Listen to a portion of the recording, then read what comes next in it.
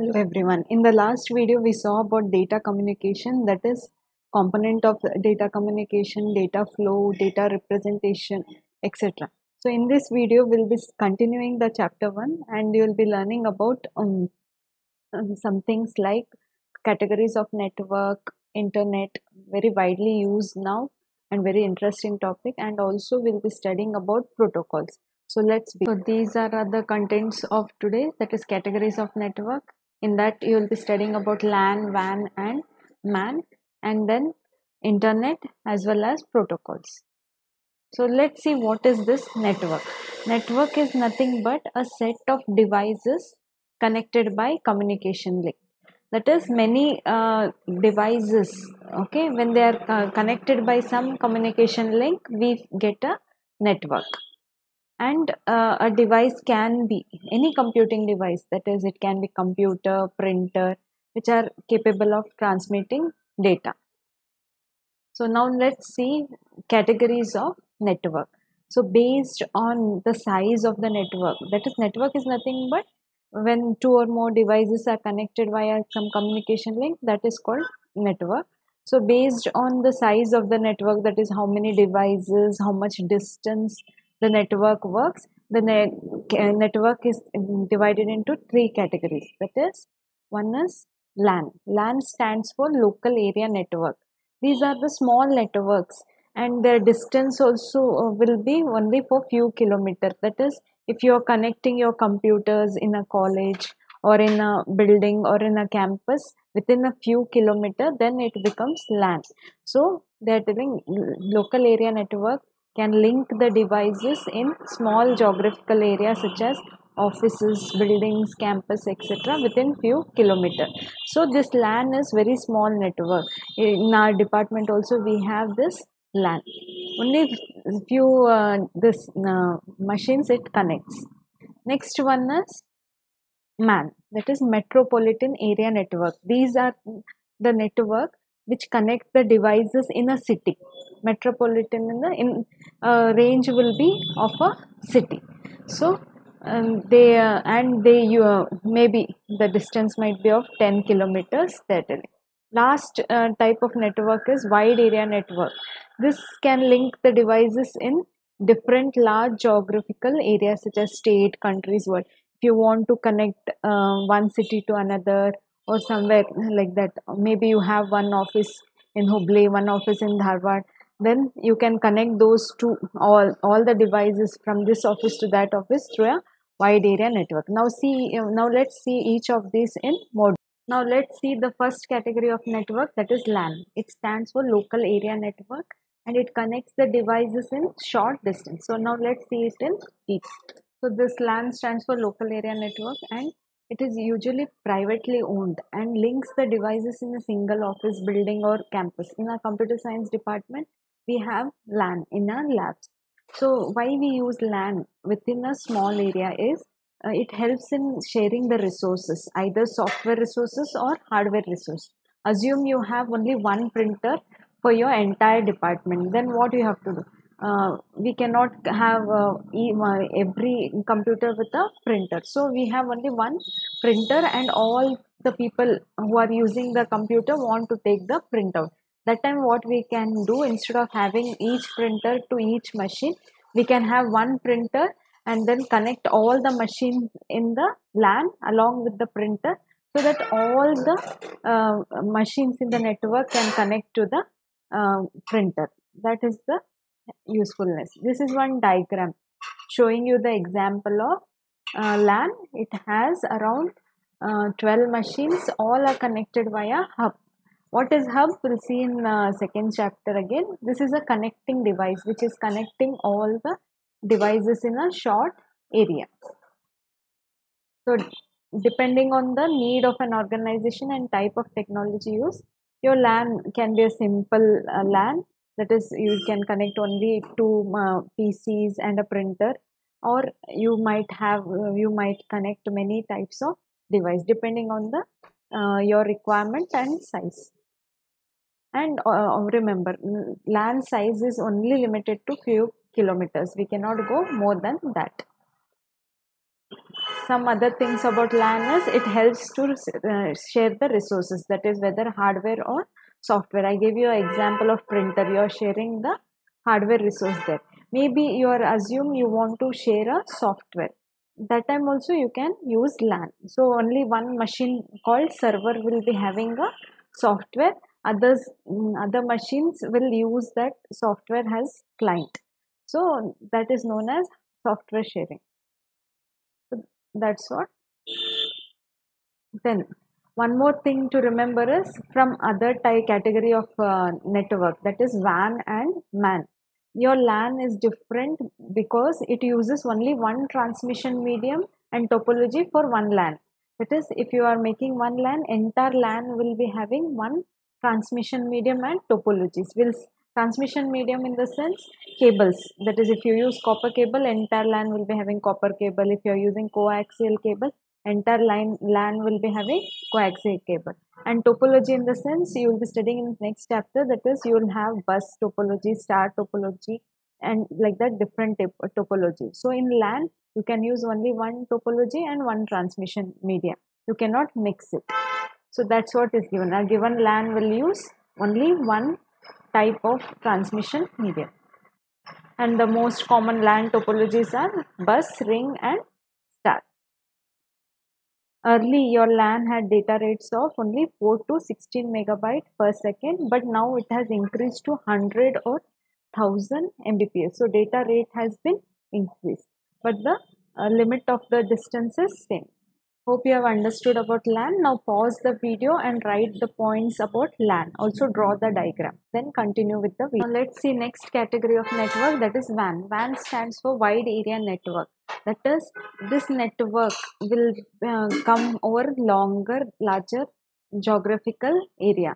That is, you can connect some devices from one city to another, or throughout the world it will cover a larger distance. So now let's see it in detail. So wide area network provides a long distance transmission of data or image or audio or video or larger geographical area that comprises either a country, continent, or even the whole world. That is, it comes over a larger geographical distance, and it can be as complex as it can also serve as a backbone to the internet. And so if you connect only two devices or one device, then that time it is point to point WAN. But when you are connecting over larger distance, when WAN is used over larger distance, it is called switched WAN. Otherwise it is called point to point WAN, wherein you will have simple connection in your own home, and you can use a dial-up line or a cable operator line. Such things if you use, it is point to point WAN. And also this switched WAN connects the end system, which usually using a router. Router is nothing but a connecting device. So if you are using a switched WAN, usually the machines are connected via router. And whereas in point to point WAN, we can use a cable TV provider line or a leased line. So we'll see a diagram. So as you can see, the diagram A shows about switched WAN, whereas diagram B shows you about point to point WAN. In your diagram 1, these end systems are over a larger distance and they are connected via switched WAN, and this inside device are nothing but some routers. Whereas in second one, point to point WAN, you have only two machines in this example. Here one machine, a computer with a modem, and one more, that is internet service provider and a modem. And to connect these two things, we are using either a existing telephone line or a cable connection. So this is two types of WAN. That is, one is switched WAN, another is point to point WAN. So let's see some of the examples in WAN. So there are some examples for switched WAN as well as point to point WAN. One example of switched WAN is X.25. That is, it is a network designed to provide connectivity between end user, and now it is not used, this X.25, and it is replaced by frame relay. And also one more example of switched WAN is ATM, that is asynchronous transfer mode network, which is a network with fixed size data unit packets called cells. For right now, just remember this. You have in these things in more detail in the upcoming chapters.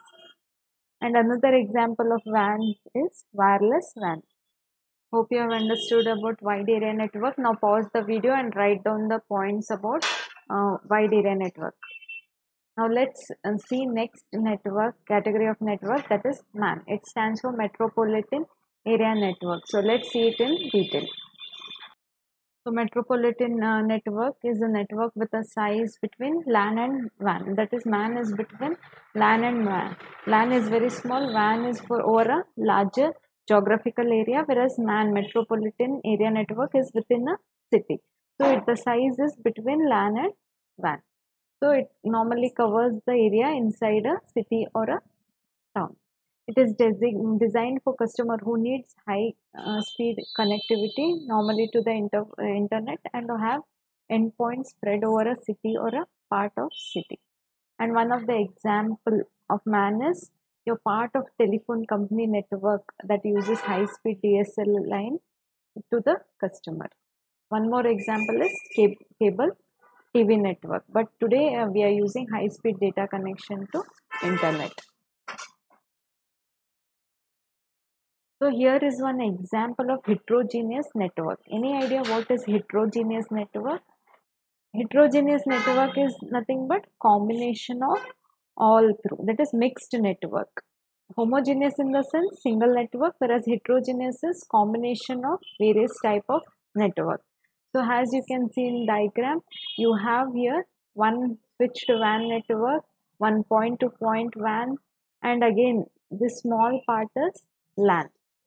Yes, so one LAN, two LAN, these are connected via router to point WAN. Again through this, through the one more router, this is connected to switched WAN.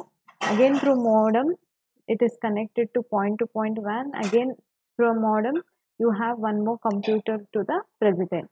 That is, this is a network of a company which uses LAN in small within the same place, and then to connect to other office it is using WAN.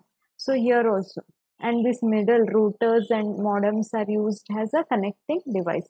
For LAN we use some connecting device called hub, whereas for WAN we use routers. Okay.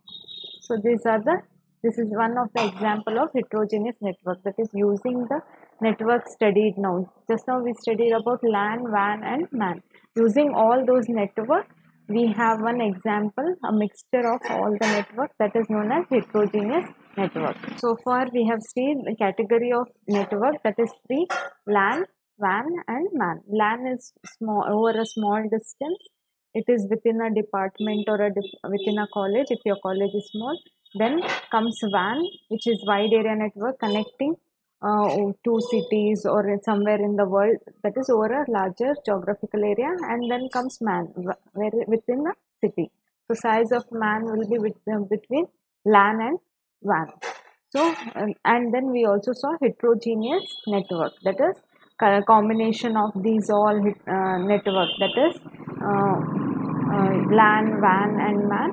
This is nothing but heterogeneous network. So this heterogeneous network is also known as inter-network, or most commonly used by everyone these days. It is also known as internet. So internet is nothing but network of network. So let's see it in detail. So internet is nothing but connection of two or more network. This example, that is combination of different network, that is you have WAN and LAN connected here, that is known as internet. Again, to internet, we will not have our own, we will not create our own internet. That is, as we create our own WAN, MAN or LAN, we don't have our own, for using internet, we don't have our own network. We use it from some providers, like for example, for using internet, you might be using Airtel, Jio or Vodafone or BSNL. So those are nothing but internet service provider. Whereas WAN and LAN, you can make your own networks. Whereas when you provide, whereas about when you it comes about internet, you cannot build your own internet. You have to use it from somewhere because it is very large distance and lot of things are involved, lot of components are involved. So if you go on developing your own network, internet and network, then cost will be huge. So instead of that, if you want to use internet, you can take the help of internet service provider. So that is internet, like BSNL we can use. And again there are different internet service provider. One is international internet service provider. At the top of the hierarchy there is something called international internet service provider. It connects all national internet service provider. That is, again below that is something called national internet service provider will be there. Those will be limited to a nation level. These are backbone network which are run by network access points. So these are connected by network access points. Next comes regional ISP. These are smaller internet service provider connect together to form national internet service provider. And the next one is local internet service provider. These provide direct service to the end user. They can connect regional internet service provider or directly to the national internet service provider. This is one example of hierarchical organization of internet. That is, you have national service provider here. At the top level you have international internet service provider. Below that you have regional internet service provider and then nation. And this national internet service provider are connected via NAP. So hope you have understood about this. So just pause the video and write about this concept. That is, what is internet, then which are the different service providers. Now let's see next topic, that is protocol. For two devices to speak to each other. Now for me to teach you, I need one language, that is medium of instruction is English, I use English. Same way, when two devices want to speak to each other, they should agree upon one language and rules of the language. That is known as protocol. So let's see protocol in detail. The protocol is set of rules that governs the data communication. So there are three key elements of protocol. One is syntax, second is semantics, and third is timing. Syntax is nothing but, since protocol is similar to our language, so it also has some syntax, that is rules or how it is presented, that is whether it uses 8-bit or some other format. So some bit format will be there. That is nothing but syntax. Next is semantics. It refers to the meaning of each section of bits. That is, semantics means meaning, syntax means the format. And next comes timing. That is when data should be sent and how fast they have to be sent. Because there will be a sender, there will be a receiver. So sender sender cannot send data faster than the receiver receives. Maybe sender is very fast, whereas receiver is slow. Then when it tries to send the data, receiver is very slow. So what happens is, this person cannot read all the data and the data is lost. So speed of sender and receiver has to be taken care. The sender and receiver has to accept on the speed. That is, and when the receiver is busy, sender cannot send the data. So all these things has to be taken care. So some of the important question on this section is, explain the different category of network. It will come for 10 marks. So write this answer properly with neat diagrams, and also any doubts you can comment in the comment section, and also take the quiz given in the description box. Thank you. Take care.